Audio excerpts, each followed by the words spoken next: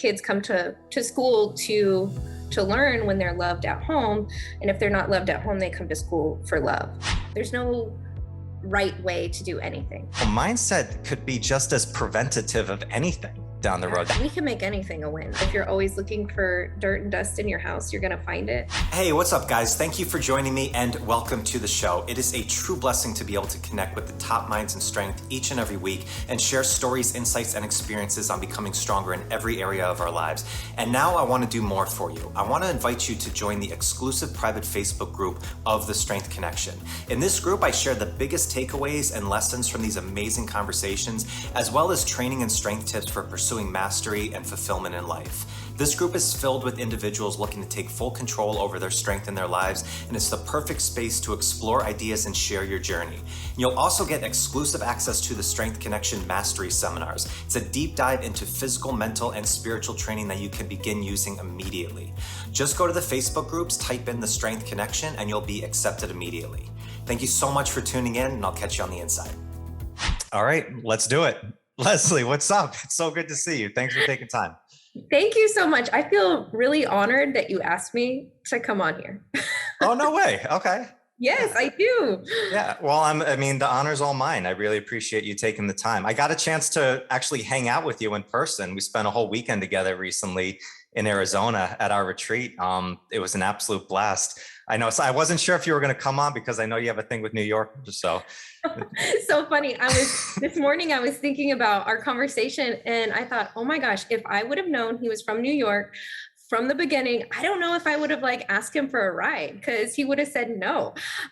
So I'm glad I just did. And I had no idea. Now I know that you're all right, you know? Oh yeah, no, I appreciate it. Yeah. There were some more choice words in there. There was a couple F-bombs that were dropped at the same time of I thought you were going to tell me to go fuck myself. I was like, yeah come on. I was. Yeah. It's no, I said, New York is much different than just the city, from there, which I am in upstate. But again, I thought we had a great time over there. It was a blast to learn about you, learn about your business. But honestly, I was so excited to have you on because I wanted to just get to know you more, just hear your story and get up. So we'll just kind of get rolling and have some fun with it. Awesome. All right. Yeah. Where do I start? Where do you start? Yeah. Well, I'll roll you in there. So, I know, Living Well with Leslee, that's what I've seen your work with. Like I said, your consistency of your message of helping, especially young moms, of finding that balance of maintaining that healthy lifestyle. It's such a great demographic and such a need, for staying healthy and especially having that work-life balance. I think you do an awesome job with it. But to bring it all the way back into how you got started, how did you get started in this world of coaching? Correct me if I'm wrong, but I believe you were a teacher first and then kind of found your way into this direction. Yeah, I was actually an elementary teacher for a few years. I loved it. I wanted to change the world, one young mind at a time. Okay. Not idealist at all. Yeah. I started teaching and I love working with kids. It was great experience. I was the English teacher.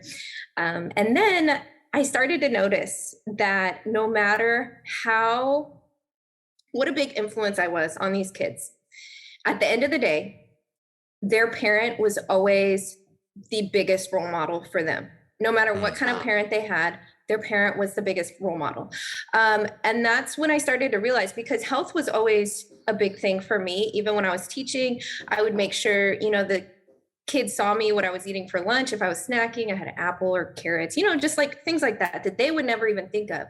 I remember a girl brought her lunchbox to school one day and she opened it up and she had a jar of cake icing to eat for lunch.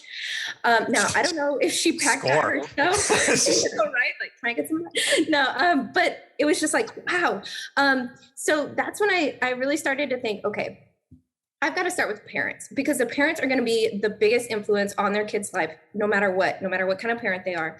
And I had my daughter 3 years ago. And that's when I realized, oh man, this is tough. It's tough being a mom. It's tough being a parent and setting a good example and eating healthy and doing all the things. So that's when I really noticed, okay, I've got to jump in and I've got to do something here. I love being a teacher and I still do work with young girls, but that's where it really started. That's when I decided to get certified. And I ended up coaching while I was still teaching and eventually exited out of teaching just to coach. Yeah. Is that a normal thing with a lot of teachers that you found kind of similar in your situation? Is it kind of that want to change the world, like yet one small mind at a time, and then you realize it's a much bigger picture when you get into it?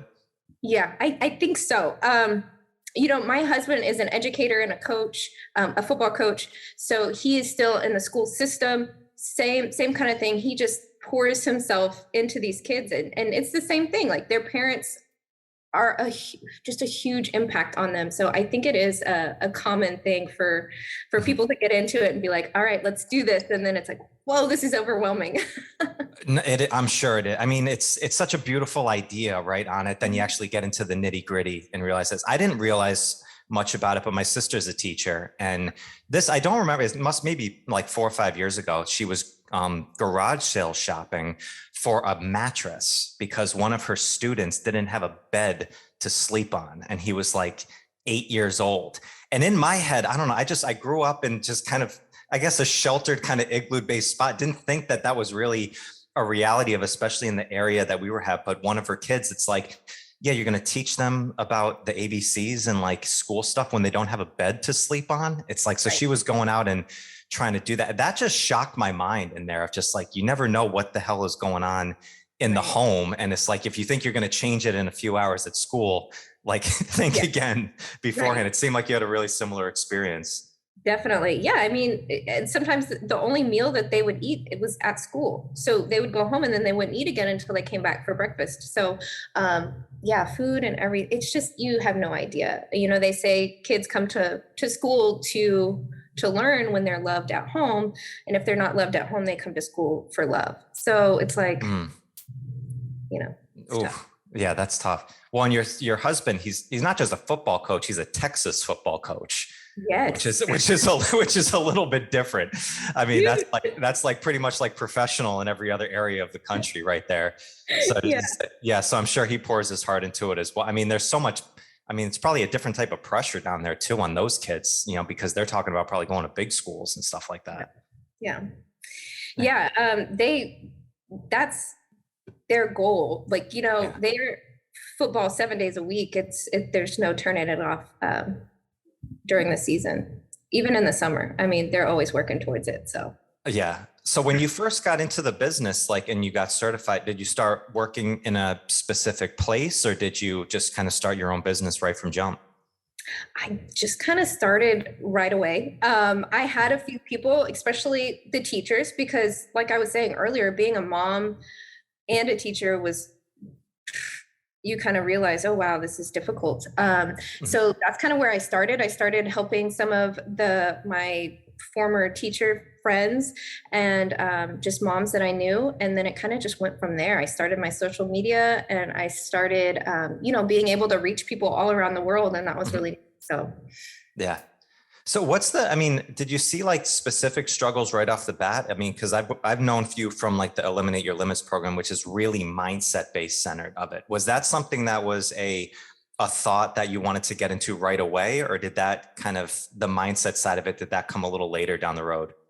I'd say it came a little later down the road. I don't think I realized how much it was connected at first. I was a dancer previously, so I have had a really hard time with diets and things like that, and I just never could stick to it. I, body dysmorphia, all of that kind of thing. So when I started getting into the mindset of it all, I was like, oh my gosh, it all comes together. It all clicks, because I do coach on intuitive eating, more intuitive movement, what feels good, more gentle nutrition, just because of my background. And then when I started Eliminate Your Limits mindset certification, it took my coaching to the next level. As I'm sure it probably did for you too. In many ways. In what way? Was there a specific thing that you can kind of pinpoint that it just was one of those light bulb moments that kind of changed it over time? Or was it very gradual that you started to implement some of the things that they were teaching? The stories hit me the hardest, like rewriting your story, because for a long time, I thought that everything was black and white. everything in my head was very real. Like my perspective was very real of everything. And then when I realized I can change this, it was pretty powerful for me. Is that kind of the same? Is that how it worked for you or no? Well, it is. Perspective is so interesting, right? Because all we have is our reference points of what we've done in the past, and that's our book.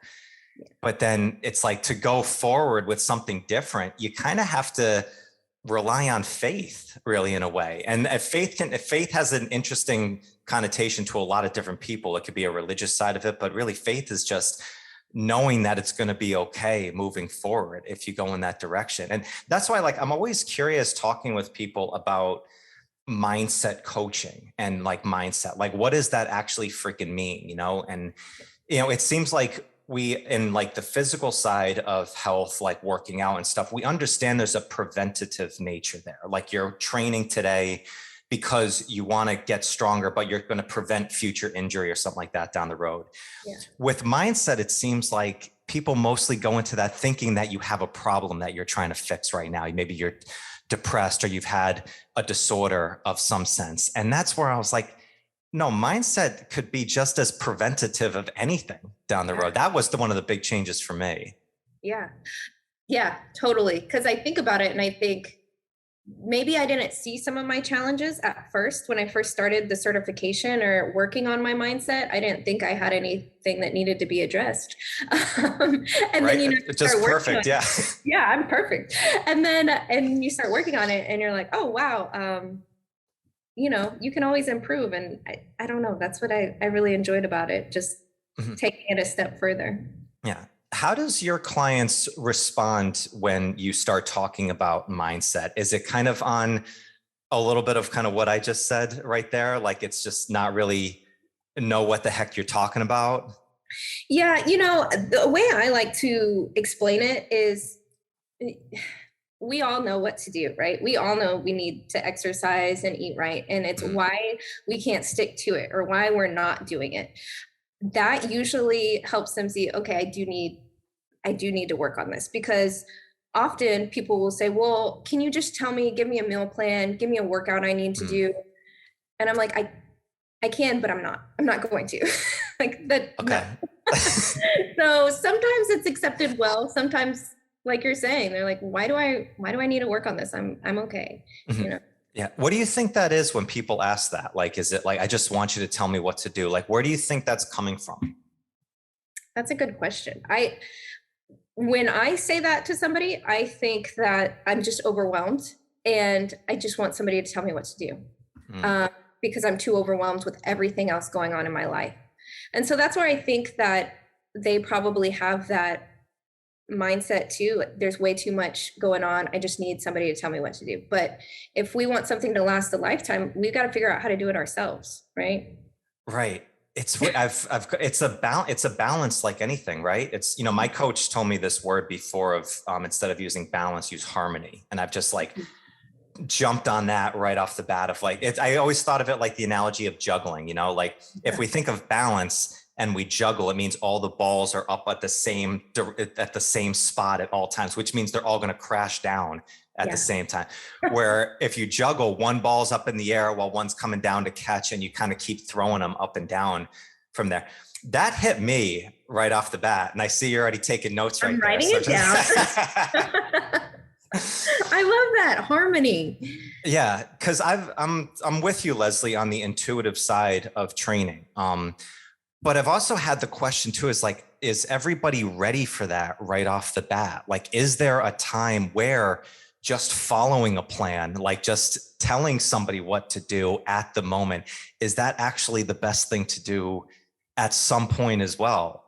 Yeah, we're getting into the hard-hitting questions now, right off the bat. I thought this wasn't going to be a hard conversation. I thought this was going to be really easy. That's a really good question. I think that, so when I say intuitive eating, people can get really scared. Like, oh my gosh, I don't trust myself. There's no way I could do that. So I do like to give a guide of, okay, well, these are the things that we should think about eating. This is the way our plate should look, but I never want to give them, okay, you need to weigh out everything because, you know, I get stressed out when I think about that. I can't handle that from my background. I have noticed some people do really well with that. They want to know what it is they should be eating all the time. And then eventually from that, then they can see, oh, I feel better when I eat these foods. I can keep eating these foods instead of, you know, a bag of chips or whatever that does nothing for me. So I think you're right. What do you think? I keep going back and forth. I wish the answer wasn't, it depends. Yeah. You know, it just always seems like that is the direction. You know, I'll throw the BG line of it. It's like, well, what do you think? You know, like, how does that make you feel? Which he always comes in and he drives me freaking nuts on that. But I think everybody, I feel, wants to know what to do, like take control of their life in it. But right off the bat, I don't know if everybody's ready for that. You know, and I'm not saying that they won't have that down the line. You know, it's kind, and sometimes just following that path, you know, just like it's kind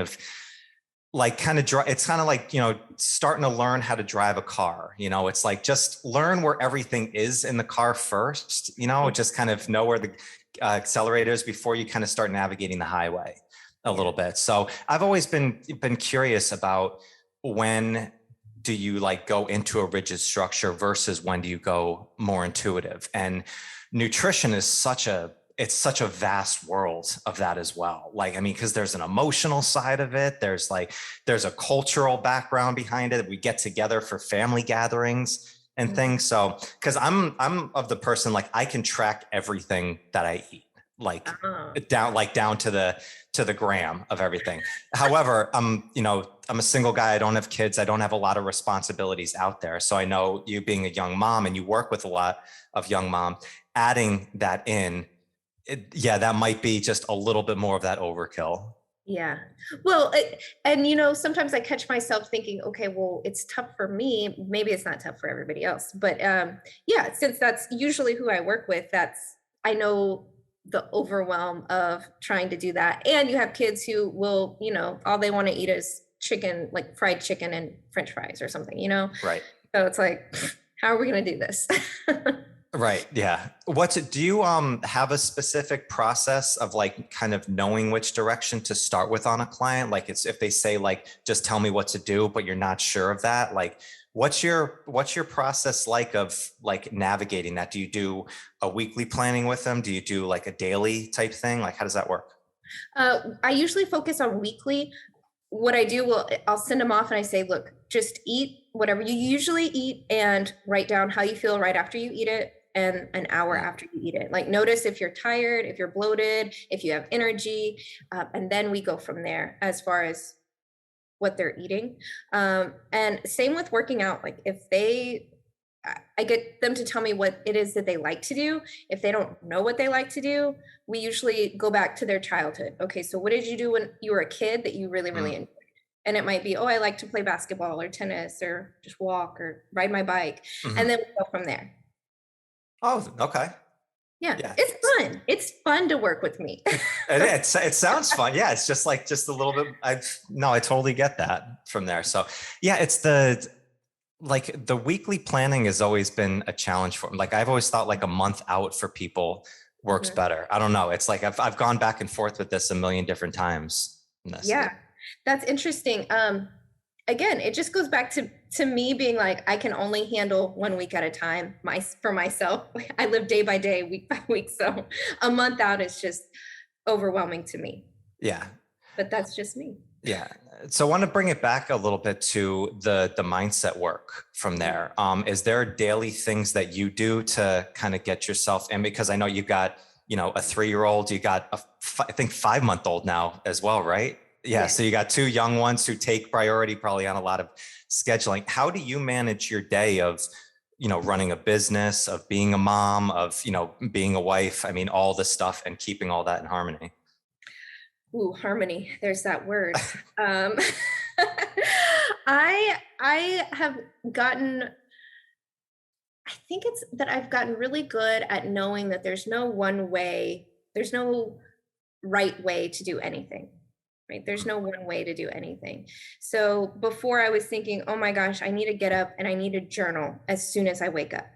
But, sometimes I wake up to a kid who's peed their pants or something, like it's not always like, I can't just wake up and be like, oh, let me grab my journal and, grab a cup of coffee. Deep breaths. Yeah, exactly. Yeah. Light, soft music. Mm-hmm. Right. There's sometimes days don't start the way I would like them to. And I think it's knowing that, okay, it's okay if I don't get to journal right away. It's okay. My day doesn't have to look like this, and it's being okay with whatever comes my way. Mm-hmm. Does that make sense? Yeah, 100%. Is that something that you learned over a time? Like, were you more regimented before, where like if you didn't journal right off the bat, then the whole day was just freaking ruined? Yes, there was definitely a time that was a thing. Especially being a teacher, you have like every minute of your day is planned for. Like, this is when we're doing this, and this is when we're doing this. So when I came into having my own business and kids, and realizing that I couldn't control everything, that was tough for me, not being able to control things. And I know that we've kind of talked about that before, just like the emotion of wanting that peace. And me realizing that I can create my own peace, knowing that things don't have to happen at a specific time. They can, whenever it happens, it happens. That's a big thing right there, right? It's like, no, like you have your few tasks that you do, and whenever you get it done, you get it done. Like I had that like struggle when I started working from home. Like we had a studio, I had a couple of people I worked with, and it was great. And it was very regimented down. We had classes at certain times. So you were there like at that moment. And then you kind of got everything else done throughout the day in between that time. Then all of a sudden you're working from home and you realize like, holy shit, it's a long day. Like it's like, there's actually like, when you have a few things to do, it's like, there's actually like a lot of time, like during the day that you can get these things done. Mm-hmm. And like, but if something didn't get done at that one moment, it was like an emergency. Like you just felt like everything was off the rocker when you realize like, no, you can get it done at other times during the day. So I think, yeah, if you have like those few tasks that you need to do, like if you get them done by the end of the day, then it's still a victory. Right. Exactly. Yes. Yes. I think also for anybody, but I notice with moms, especially, we can go through the whole day and at the end of the day, be like, what did we even do today? Yeah. Did I get anything done? Mm-hmm. And so that's a big thing for me and my clients is just, look, checking off those wins, all the things that you did do. I mean, you probably made meals, nap time, you kept kids alive, you did some stuff. They're breathing in their beds right now, right? They're okay. That's great. Yeah. Have you, counting your wins? This is always an interesting thing. I do it personally myself, and I've implemented it with clients before and people I work with, but it's almost like they come back. It's like, is this a win? Is this not a win? Like, was that a challenge for you of kind of getting into your day of like, was I like supposed to feel a certain way when I wrote this down? Like it's always kind of challenging. Yeah. See, I've always been really good. Sometimes I wonder if this is a challenge for me myself, is I've always been really good at turning things and making sure things like go my way, like turning things into a win, I guess. So for my clients, I've noticed that sometimes they'll be like, I don't know, this isn't a win. And so I've noticed that we can make anything a win. I mean, even if it's something that you just learned from that, it didn't go your way, you learned from it. So I'm not sure if I've struggled there before. Maybe struggled too much thinking, okay, everything's okay. Yeah. And sometimes I wonder, like, is that holding me back? In what way? In the way that, look, even if my day didn't go the way I wanted it to, it's okay. I feel like maybe there should be something to push me more, being like, oh man, I need to work harder tomorrow. What do you think, Coach? Yeah. Is that something like, do you think that this is always a question on the personal development? I could think like the self-improvement side of stuff is there's always something else to do. Oh yeah. Right. Like there's always something more that you can do. And I got into like, I was that person for a long time where if I had my yellow pad and I had my checklist for the day, you know, I worked at a place where we had to like screenshot our to-do list to my boss, like at the morning time of like getting it. Yeah. Like it was so like type A type stuff that we were doing. And that was almost like such a sense of pride of like checking things off the list. And by the end of the day, like you got everything done. But then I realized, like, I remember one day I had like half the stuff checked off and I didn't remember one fucking thing that I did the entire day. I'm like, I went through, like, I did like all these like reach outs of people for business and like all this type of stuff. I couldn't remember like one actual conversation. So it's like, by the end of the day, you're getting stuff done, but you're not actually involved in anything that you're doing. And I think that's I can see that probably being a young, busy parent of like, all of a sudden you're just like doing shit all day. And then all of a sudden you get to the end of the day, you're like, what the heck did I do? So that aspect of just going back and counting those wins, it's almost just replaying the day in your head in a positive light. I think that's the most important thing on the mindset side of it. And it's like, that's like, I think it's just like being like, yeah, I actually lived a 24-hour day right beforehand. Like, I know it went really fast, but it's like, yeah, there's some good stuff that happened. And because I know like things can go just super fast when you start getting in flow with all those things. Yeah. I think another thing is even telling somebody, like when my husband comes home, it's easy to like air out everything bad that happened right throughout the day. And I think just being able to tell somebody else, your spouse or anybody, like, hey, these are some things that like went really well today. It just changes it even like helps you sleep better, I think. I'm so glad you said that. I had an interesting client call yesterday. I had a call, client messaged me like, hey, can we get a call in today? And usually like that doesn't happen. Usually I have our set times. I was like, okay, I hope everything's all right. Immediately my head's like, something's wrong. It's like, there's still that default. And I just call him like, hey, how you doing? She's like, I'm fucking killing it. I am doing awesome. I love that. And I'm like, I'm getting chills now just hearing that. And it's like, it had nothing to do with them doing the things that they needed to do. Like we're getting in a nutrition plan. They have some specific things that they're working on. So they're following the plan down. But in my head, like it had nothing to do with them following the plan. It's that they're acknowledging that this is really good. Yeah.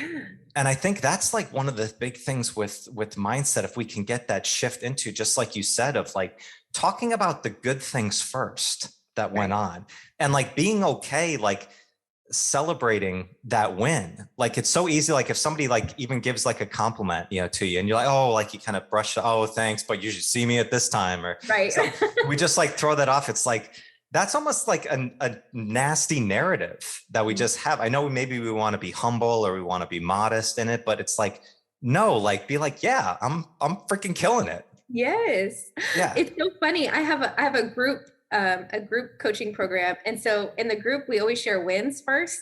And people who've been with me for like a year or so, they'll start reading their wins and they're going on and on and on. And it's like not even, you know, nutrition or workout or anything like that. They're just saying everything that's going great. And then if I have somebody new there, they're like, oh, what? And I'm like, it's okay. Like brag on you, or like, you know, we feel like it's bragging. It's not bragging. We're just, you know, saying what's happening that we enjoy. And that's awesome. That should be okay.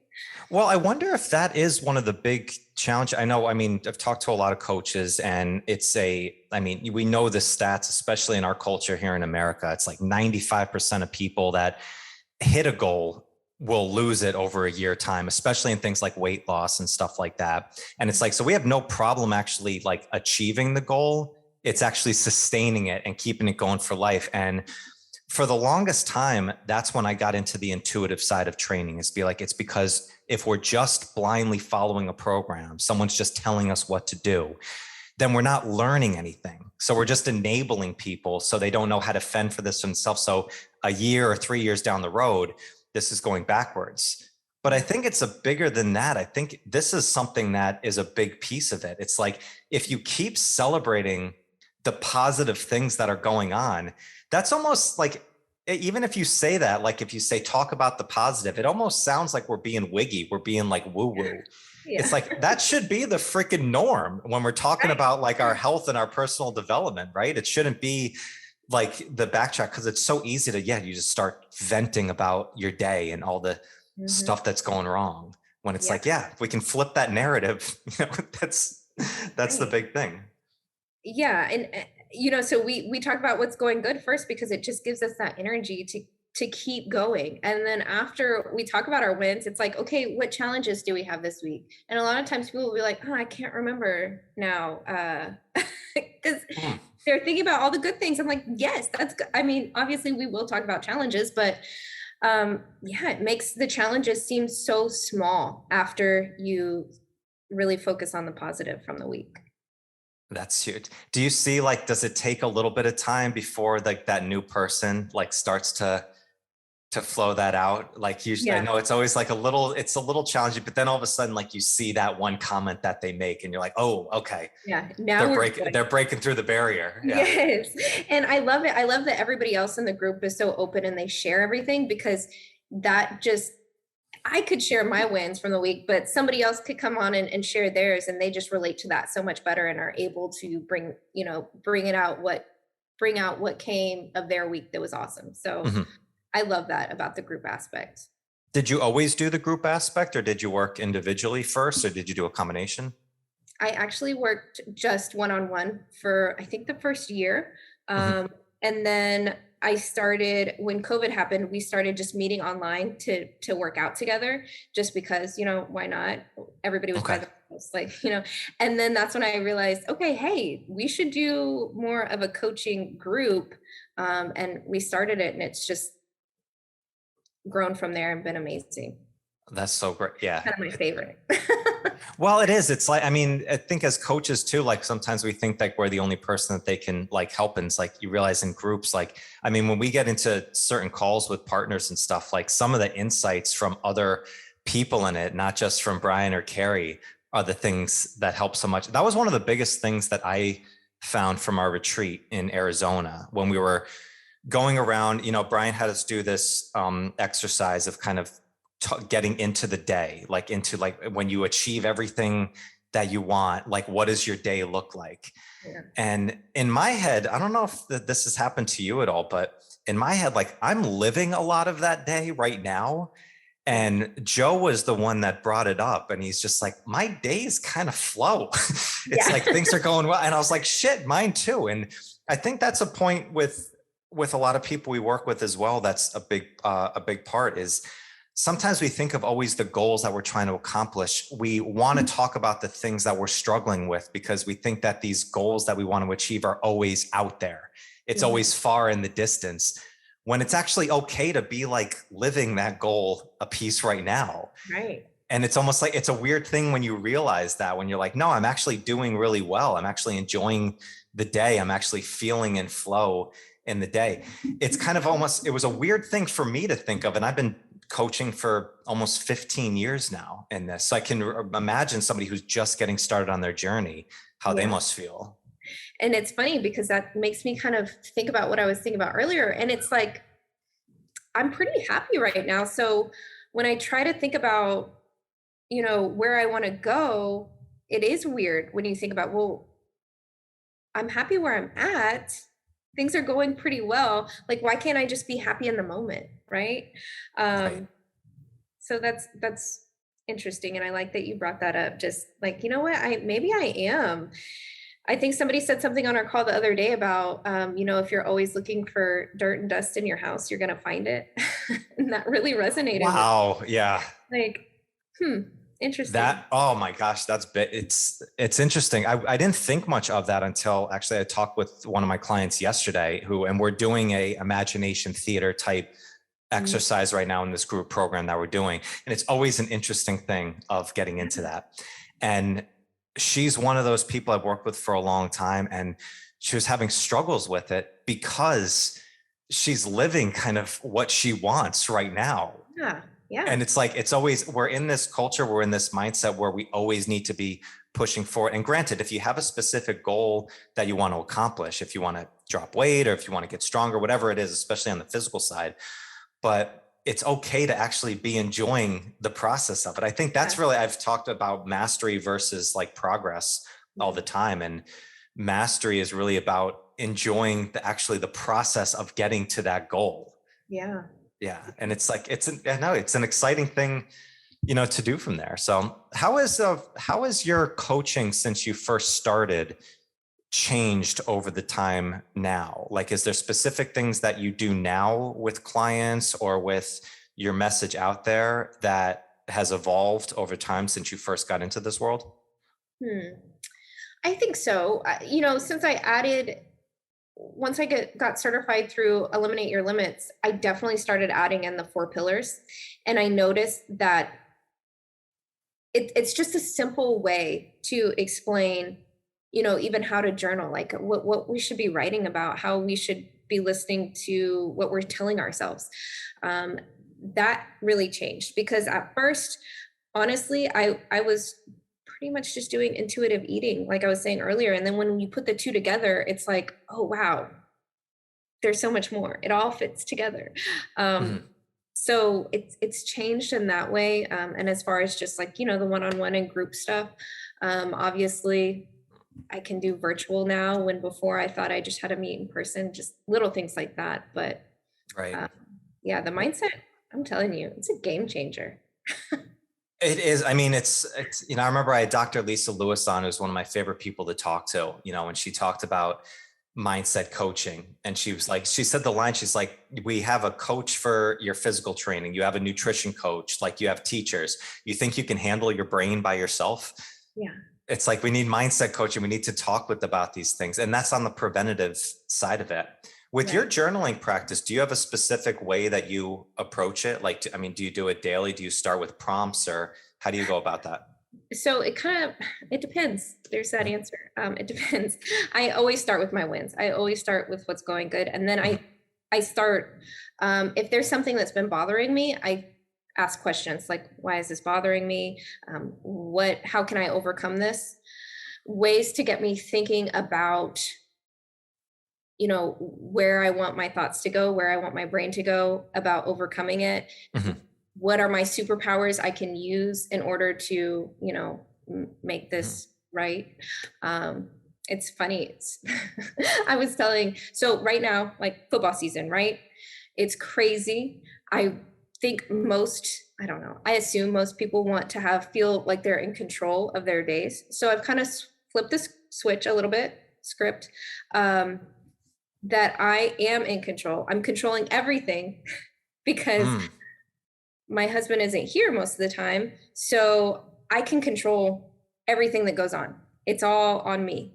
And it's using my superpower of I get to control everything that's going on, because it's just me and so it's really been working. And I've just kind of used that, like, I'm an unstoppable force right now, because it's just me and I'm controlling everything. It was a good aha moment for me, if that makes sense.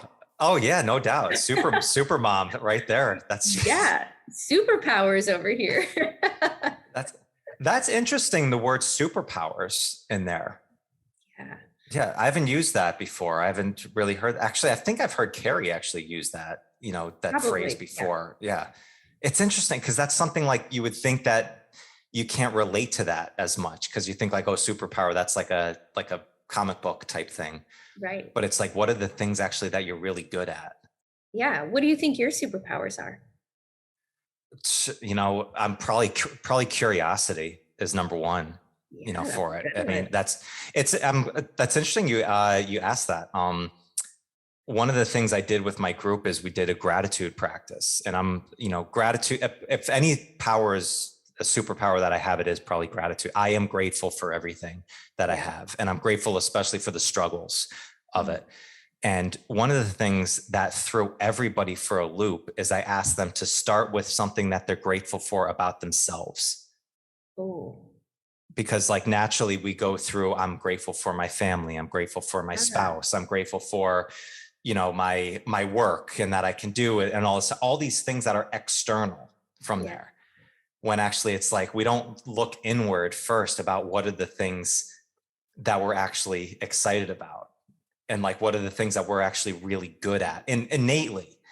Yeah. And it's funny, it's like when a coach, I think it was Ed Milet said this, like when a coach or somebody you know says something about you that you know is like innately true, like he was an athlete and he wasn't a big, strong kid, but he knew he was really fast. But nobody ever said it till finally the coach is like, dude, you're freaking fast, man. And he's like, yeah, I am. That even wanted him to excel and get better at that thing that he's good at. And it's like, it's kind of that debate of like, oh, work on your weaknesses versus, maximize your strengths. I'm much more of the latter. I think maximize your strengths and know what you're good at and keep building on top of those. Yeah. But it's like coming back, people are like, I'm struggling with this. I don't know. It's like, well, what are you good at? What do you know that you're good at? And it's like, it's okay it's kind of going back to my client who said, I'm freaking killing it. It's like, celebrate the awesome stuff that we're doing right here. But yeah, I would have to probably say gratitude and curiosity is probably my number one. People would probably think it was like kettlebells, but it's like, it's not. It's kettlebells. Yeah. How did you even get it? I'm sorry. You probably like explained this a lot of times. How did you get into kettlebells? I was, it was early on in 2009, I think 2010. I was at a gym and Brett Jones came to do a functional movement workshop at the gym that I was at. And he was a master RKC at the time. And that was when I kind of really fell in love with it. But I love the process of minimum effective dose, like to maximize results in a short period of time. And I always was very fascinated by the details of movement. Being a baseball player, it's like when you step into the box, like everything is like just changing your elbow a little bit and like just changing the way that you stand so you're more balanced is that difference between feeling perfect when you hit versus not. And it's like everything's just those little, and baseball is one of those weird sports. It's like the game within the game, and when the ball's in play, everything goes really fast and you need to be on point. And I just kind of felt like the system of kettlebells kind of just melded with my curiosity because there's always something that you can work on with it, and it's like, and that's mastery, to me, that's going deeper. And, you started this conversation with intuition, intuitive eating, intuitive movement.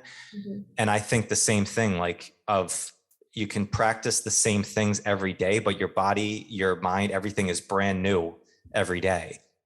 So if I'd be talking about journaling, that's how I start my journaling practice every day, is with the one line, behold, I make all things new. Ooh. And it's kind of interesting because I'm really not a religious person, but that one passage of scripture has like hit me so hard of knowing that every day is an absolute brand new day.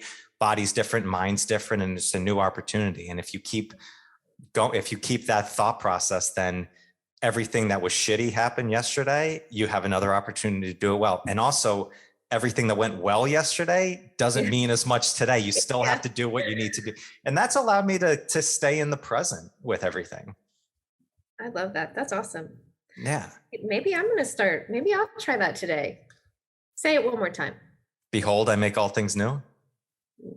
Yeah, it is. It's interesting because it's one of those things that I've encouraged people to do, but almost in the back of my head too, it's like, am I throwing dogma at somebody in there? Because that's always a debate of the spirituality that is always, interesting. But, I'm a belief that, especially with mastery, it's like we all have a path, we all have a divine path that we're working on. And, if you focus on it every day and you build it up and, and just stay consistent with it, I mean, I think that's what I loved about seeing the work that you're doing is you've embodied simple and consistent.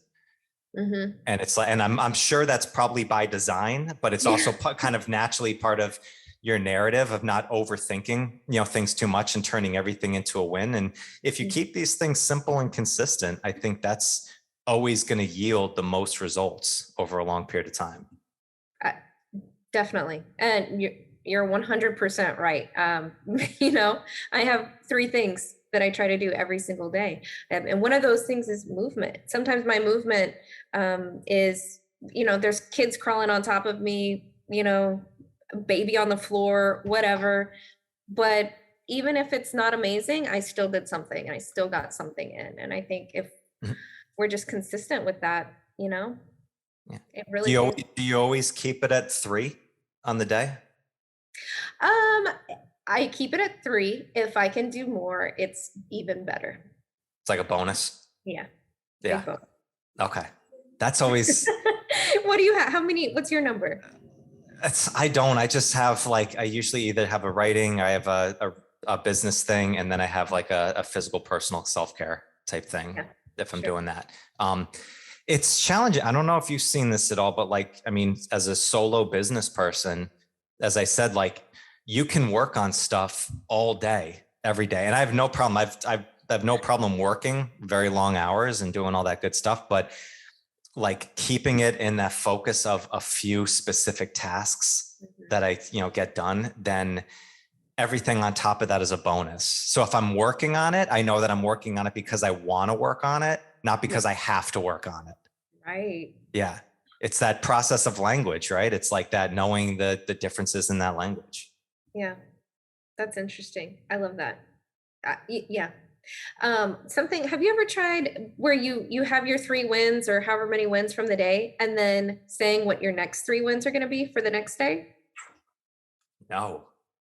I did it for a while and I love it because it's like, it's kind of adding on to what you were already doing. But like, tomorrow my win is going to be, I'm going to crush a workout or I'm going to journal first thing in the morning. And then even if something happens and, a kid wakes me up because of whatever reason, and I still take care of that and journal in the morning, that's like a huge win. And it's just feels really good. I don't know. Try it.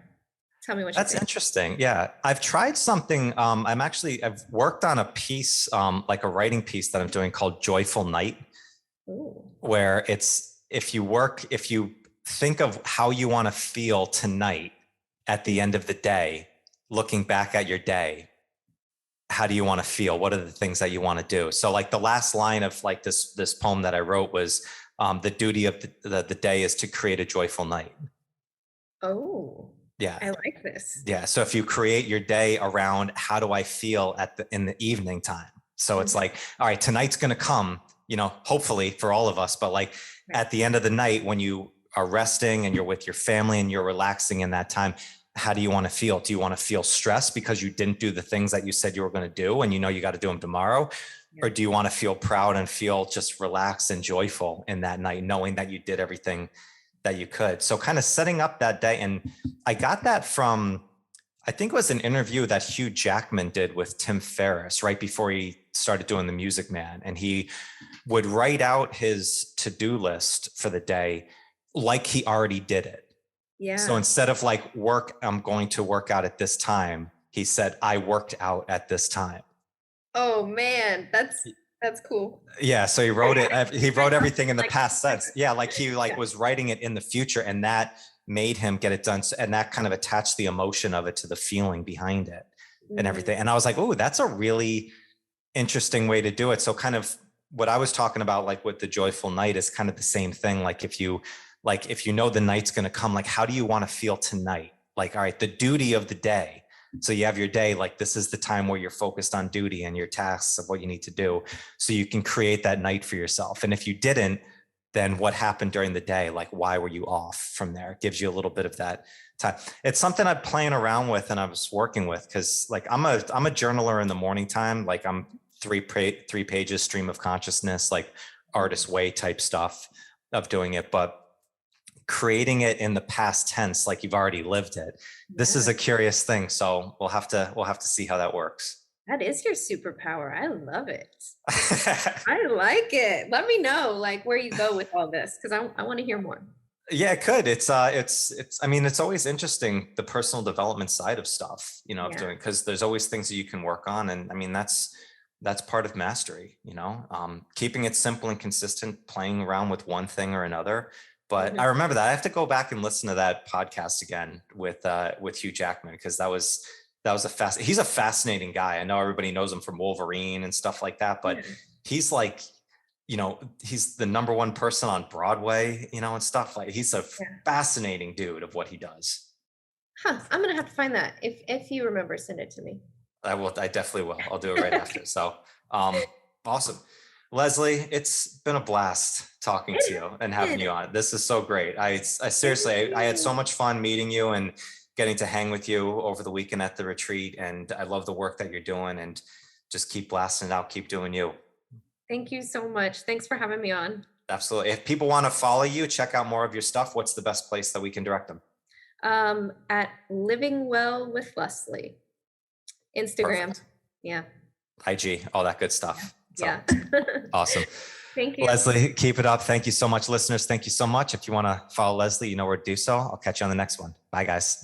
Thank you so much for joining me today. I hope you found some great value here. And if you like this episode, please drop a comment and leave us a 5-star rating and review. It does more to build the show than you can imagine.